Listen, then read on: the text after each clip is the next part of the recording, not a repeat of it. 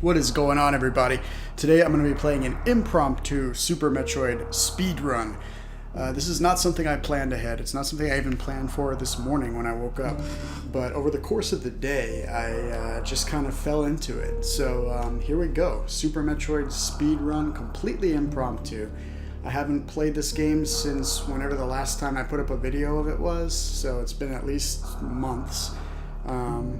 I might be a little rusty. It's not going to be like a professional speed run, but it's going to be a speed run for me. You know, a speed run that's decent. You know, might surprise myself. I don't know. We'll find out. It's not going to be like a no death run or a no save run or any weird stuff like that, like I was doing before. Although that was pretty cool to do that. I don't really want to add stress by not saving, but I'm going to keep the saving to an absolute minimum so I don't use up too much time. The idea here is just to get to the end as fast as I can with just not a whole lot of practice, really. Alright, let's see. Special settings. Boom, boom, boom. Moonwalk definitely off. Do not turn on the moonwalk. If you watched my no death run, there were a couple of parts where I almost died because of the moonwalk, and I couldn't exit out to turn it off because it was also a no save run, so I was stuck with the moonwalk for the entire game. Alright, let's see. Item select, item cancel, angle up, angle down. Good, good, good. Everything looks good. Always switch shot from X to Y and always switch jump from A to B. You want Y and B, not X and A. X and A for shoot and jump is a very weird setting. So yeah, anywho. The last Metroid is during this part, I'm just going to probably talk a lot. Because there's not a whole lot I can do just yet. Matter of fact, I should have probably been playing this while I was doing that opening narration. In any case, yeah, speedrun. It's going to be a fun time. I'm not going to be really using any like speedrun tricks because, quite frankly, I don't really know that many speedrunning tricks. Like, I know about them. I know about the mock ball or whatever it's called when you have like the speed booster ball, but I don't really know how to do it. There are a few areas that I do know how to skip though, so I might try to do a couple of those. What's going to probably end up happening is I'm just going to play through the whole game normally, but just move as quick as I can. Excuse me. I know that there's a trick early on where you can get a super missile without having to fight Spore Spawn, and that would be pretty cool. It would definitely save some time. But in my case, I'm most likely going to just go on up and gank the guy. So yeah, no real particular special plans for sequence breaking or shortcuts or tricks or anything like that. I'm not a professional speedrunner, but this should be an entertaining watch because I'm going to be really putting my all into it. I'm going to be playing as well as I possibly can. It helps that I only have about an hour and a half to play right now, so I better go as fast as I can. I better put my all into it, or else I won't be able to finish it today. So, yeah. Now, a little background, if you haven't seen any of my other videos, I have been a Metroid fan since 1993. One of my first games was Metroid 2 on the Game Boy, which is a fascinating game that was way ahead of its time. There was just so much interesting stuff to discover in that game, and it really felt like a real living world, which is amazing for a Game Boy game. Like, even revisiting it now, even though it hasn't aged well at all, you can still feel that sense of this being a real world, you know? Just notice something. That little X nebula, if you rewind the video about 10 seconds or so, that little X nebula in front of, or behind the space colony, it looked just like the X nebula in Star Fox. I wonder if that's like an intentional Easter egg, just like a little Star Fox reference from Nintendo. I have never noticed that before, which is really weird. I feel like I'm noticing a lot of things today that I haven't noticed before in different things. I noticed something else earlier that was kind of interesting. I'll see if I can remember what it was. So this part, I want this guy to just beat me up as quick as possible so I can get going. Let's see. Alright, I'm just gonna keep jumping into him.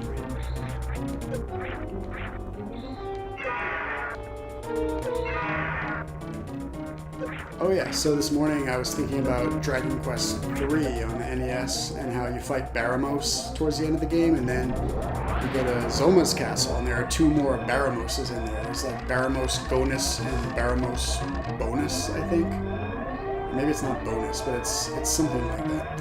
And when I was a kid, I used to always think that they were like clones of Baramos. Like you fight Baramos and then you fight 2 clones of him. But in retrospect, the first clone is like a blue Baramos, which indicates that he's undead, given that other undead enemies in the game are blue.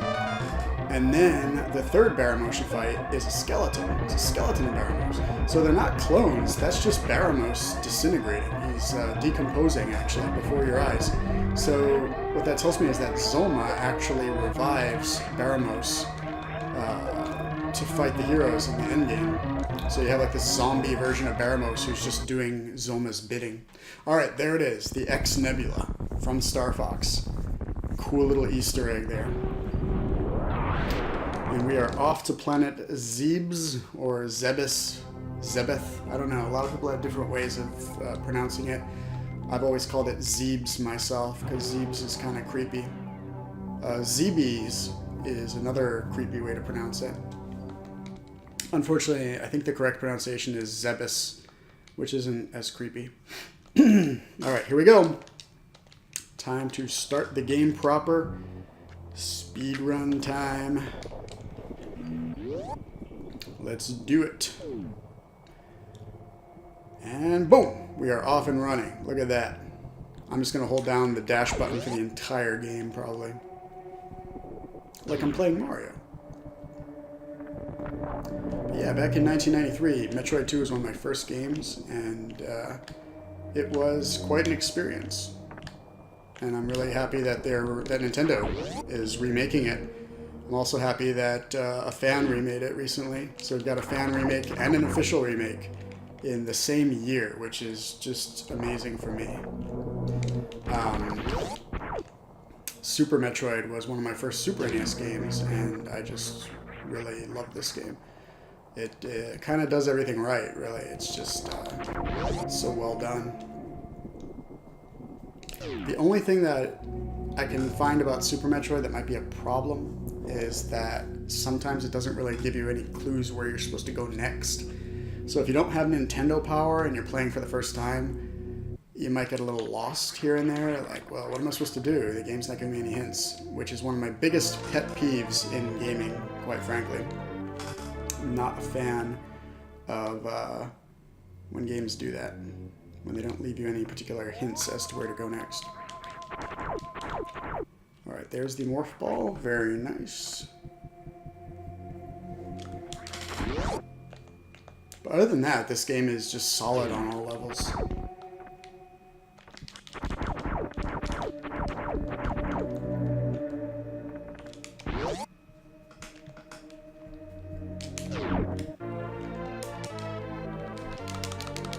Hear that? Tactile controller sounds. I like those tactile sounds.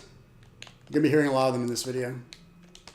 Personally, when I watch game recordings, I like hearing those tactile controller sounds because it tells me that this person is really playing the game and kind of gives you a little more of a connection with them as they play.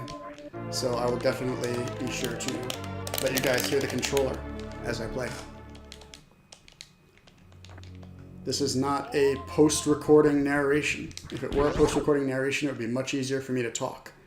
This is a direct, while I'm playing narration. So there are going to be times where I don't say anything. But the good news is, you get those tactile controller sounds. Right now, I'm just kind of pressing buttons because I'm waiting for the elevator.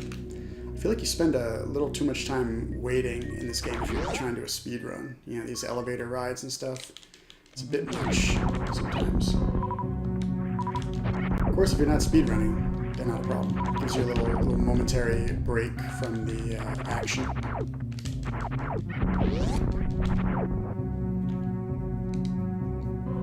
So yeah, that's the old Mother Brain room. A lot of people have pointed out that it's kind of weird to have the old Mother Brain room right above the entranceway to the original Metroid game on the NES, at the place where you first start the game. Hold on, I gotta actually stop talking for a minute because I gotta concentrate on this part. This part can easily eat up time if you're not careful. You don't want to use spin jumps here, you want to just use regular jumps. Now, if you press a directional button and jump, you will do a spin jump. If you just press the jump button and then a directional button, then you'll do a regular jump and you can guide it in midair. It's an important distinction to make.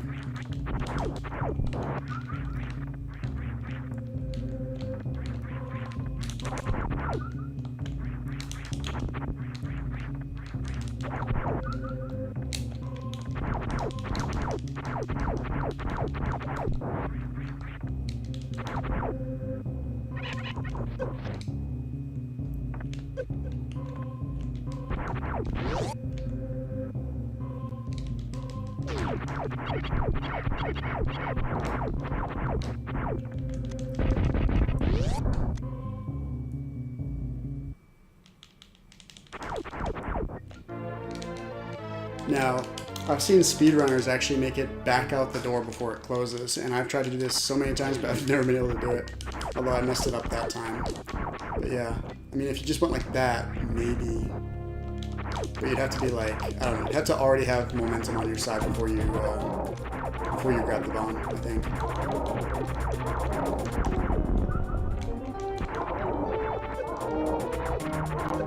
So yeah, for this one, I'm just gonna take hits and blast this guy.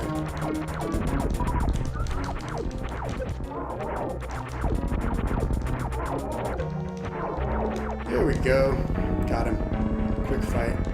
Oh, cool. I remember how to wall jump. Look at that. Well, no. Maybe. Yes. I'm 2 for 4 on wall jumps so far. This game has very difficult wall jumping, and there's a reason for that. It's completely unnecessary for beating the game. You can go through the entire game without ever doing a wall jump. And I did, probably the first couple times that I played it. But if you know how to wall jump, you can move a lot faster through the game. You can skip different areas. It just gives you a huge advantage once you learn how to do that. So that's pretty cool, you know? There are stages to being a better Super Metroid player, but it's not required to actually finish the game the first time, you know?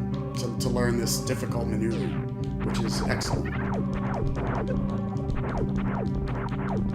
So this room I tend to just plow through because you get an energy tank at the end and that heals you. So you don't have to worry about taking hits.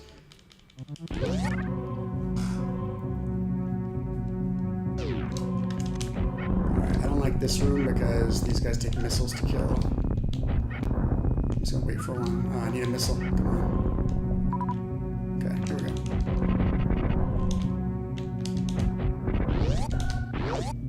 Just opening that door for later, although it would have been faster if I had just waited and used the Super Metroid on, or Super Missile on it rather, not Super Metroid. Okay, we are done with the first area. We are heading to Brinstar. Anyway, speaking of Brinstar, what I was going to say before is that it's kind of weird that the Mother Brain room in this game is right above the first room of the original game, because in the original game, at the beginning, it looks like you just descended down the elevator into that blue room. So if you just descended down the elevator, it means you came from the Mother Brain room, which is the ultimate objective of the game, so you definitely didn't. You know what I mean? So, oh man, I screwed up. I shouldn't have used missiles on that door. Damn it, I screwed up. Well, speedrun's ruined. Sorry guys. It's over. This is gonna add like a whole 30 seconds to my run here. Alright, there we go, we're good.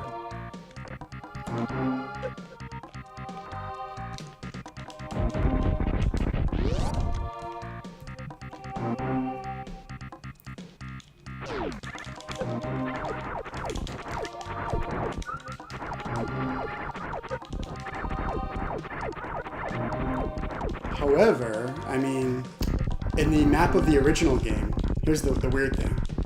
This game is actually being completely accurate with the map. Because the original game world, the original Metroid on the NES, Brinstar is actually located right underneath Torian, which Torian is the lair of the Mother Brain.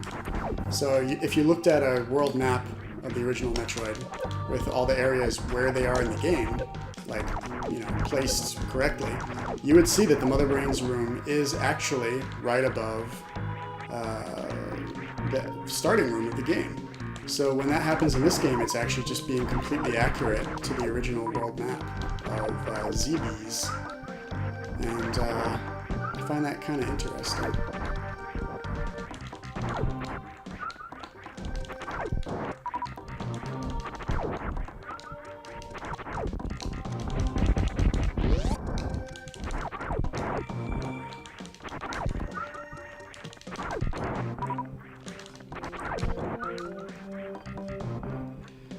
So yeah, even though it's accurate to the original map, it also doesn't make a whole lot of sense.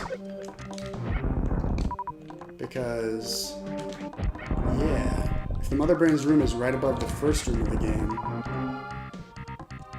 then why didn't Samus just go up the elevator and fight Mother Brain? Anyway, just some musings on the first room of the original NES game. Yeah, this fight definitely eats up time. I can totally understand why speedrunners completely skip it. It's interesting that there's a green door in this room because all the other bosses in the game have a metal door in their room. A metal door meaning the... oh, shoot. Damn it. Damn it. The metal door being the door that only opens when you defeat all the enemies in the room. So yes, for every other boss in the game, there's a metal door, meaning you have to defeat the boss to leave. But this boss, nope, it's a green door. So in theory, if you had a super missile at this point in time, you could just open the door and go right back out of the room. I think I actually made that happen one time when I successfully got super missiles early.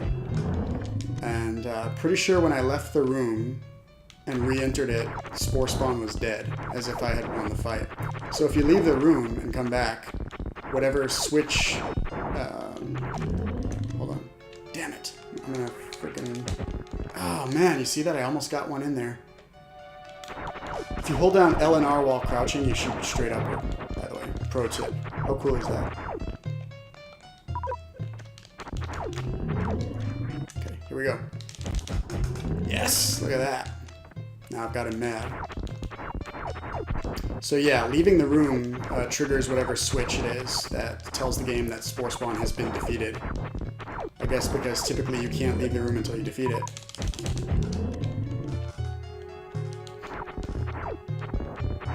Just a little fun fact. Of course, if anyone gets the super missile earlier, they're more likely to just skip this room entirely. There we go. Won the fight. I'm just going to keep going even though he's dropping a bunch of the goodies. I don't have time. I've already wasted too much time on this run. What are we up to now? About 15 minutes? That's pretty good for this point. I mean, it's not like a pro speedrunner good, but it's good for me. Ideally, what I would like to do here is place a better time than I've ever placed before on this game. I think my record is like an hour and a half or so. So I'd like to break my own record, which is unlikely given that I'm out of practice. It's not like I've been rehearsing this and, you know, getting good at the game again or anything like that. I'm just doing this completely impromptu. But that makes it interesting for me, the fact that it's impromptu. Because I have no idea how I'm going to do with this.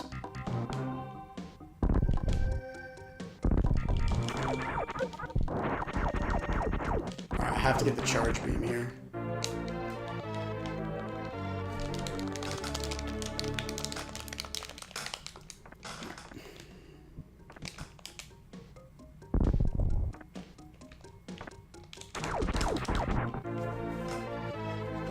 Alright, charge beam. Extremely important. It can be missed, and if you do miss it, you're going to have a much harder time with the game. But it's kind of hard to miss because the blocks are pretty clearly indicated as something that you should bomb.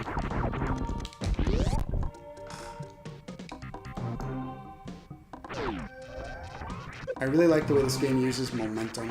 You can see how much momentum I have when I fall off of these ledges. pretty much soar through the air, which is nice, you know.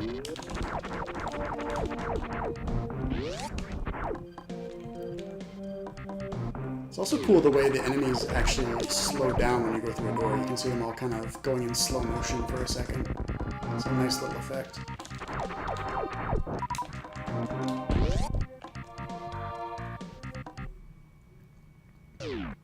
Alright, Brinstar. Red Brinstar with the awesome music. Not that the green Brinstar doesn't have awesome music, because they both do, but especially this one. Man, this room actually stumped me the first time I played the game because I couldn't figure out how to jump over that water pool. I just couldn't do it. I didn't understand the concept of using the dash button to give yourself more momentum, you know. So I kept trying to just do regular jumps over it, and it just wasn't working for me. Maybe I should just skip the... too late now. I was just thinking maybe I should skip the Spazer and just use the beams in their original incarnations, which is always a fun time. But it's too late now. Plus the Spazer is extremely useful and will speed everything up, so it's probably good that I got it. Okay, you have to be careful here because you can very easily fall right into that... this guy, that little mandible guy. You don't want to get caught by him. He'll just like chew on you for a while. It's just very unpleasant. What's going on, buddy? My cat Xander has joined us. Wait, hold on. This is the part where you have to go down and get the high jump boots, but I'm going to see if I can do this without the high jump boots. Hold on. Ooh, I still got it. Look at that. You see that? This is what I mean about wall jumping. Completely unnecessary, but if you can do it, it saves you a lot of time. Like, a lot of time. Now, we got a middle door over here. It does not open until Kraid is defeated. So I will be back shortly for that one. Wait, hold on. I want to go down. There we go. So yeah, no high jump boots. It's going to make the Kraid fight a little tougher, but I'll survive. Alright, I had to adjust my sound a little bit so that I could hear the game while not also overpowering my voice. So I think we're good to go now. I took a couple pretty nasty hits from the Kraid clone, so I have to be very careful at this point. I'm trying to like refill my my various stats at this point. I think I might actually just... Oh no, I can't leave the room. Oh, this is bad. This is really bad. Alright, let's just kind of be very careful here. That's right, my biggest threat thus far. The Kraid clone. Alright, screw it. Here we go. Ready? Woo! Yeah, look at that. Alright. Moving on. Yeah, I had to use a couple super missiles, but we're good. We're good. I wish I could find like a machine to restore my super missiles. That would be really useful. I don't need the missile machine because my missiles are almost full, but the energy I'll gladly take.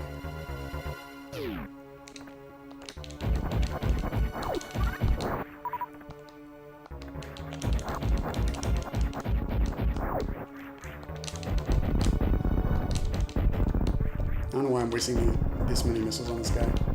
Not necessary at all. Alright, screw it. It's okay though. I know what I'm doing.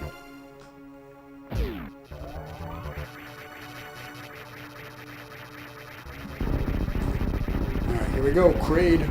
I'd like to see this guy get remade in 3D. Like in one of the Prime games. I think he actually made it into Other M at one point, because Other M had some really good fan service. But I'd really like to see him in a Prime game where you can look up and see him towering over you. Here we go. Because I don't have the high jump boots, I'm going to have to do this. Alright, come on, man. Oh, I messed that up.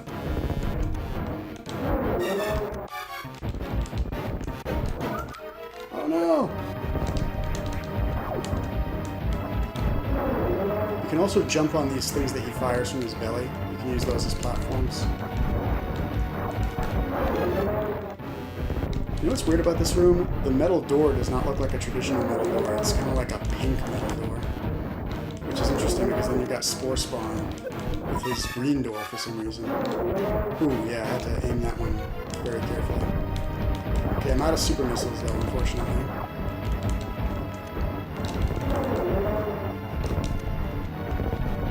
One more super missile.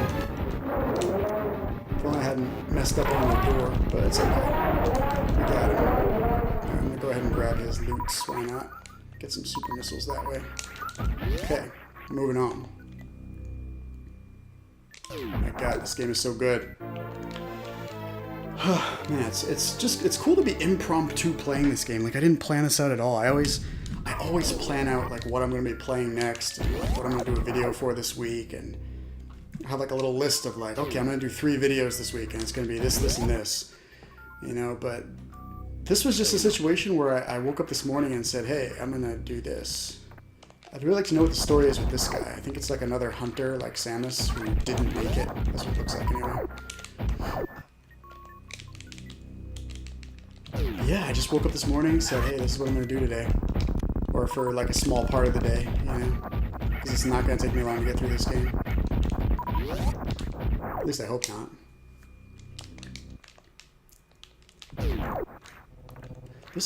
There's actually a tiny bit of input lag. I'm not sure why. Okay, I press the jump button and then the jump happens like a split second later. I know that that wasn't the case on the Super NES. Of course, right now I'm playing it on the Wii. Alright, this door is now open. I watched a couple other guys, James Rolfe and James and Mike. I watched them play Super Metroid not too long ago, and they got to this room and they couldn't figure out what to do in it. They knew that there was something hidden in the room, but they couldn't find it. Well, this is what it is. Energy tank in the ceiling. Super easy energy tank to get. It's not one that you want to miss, for sure.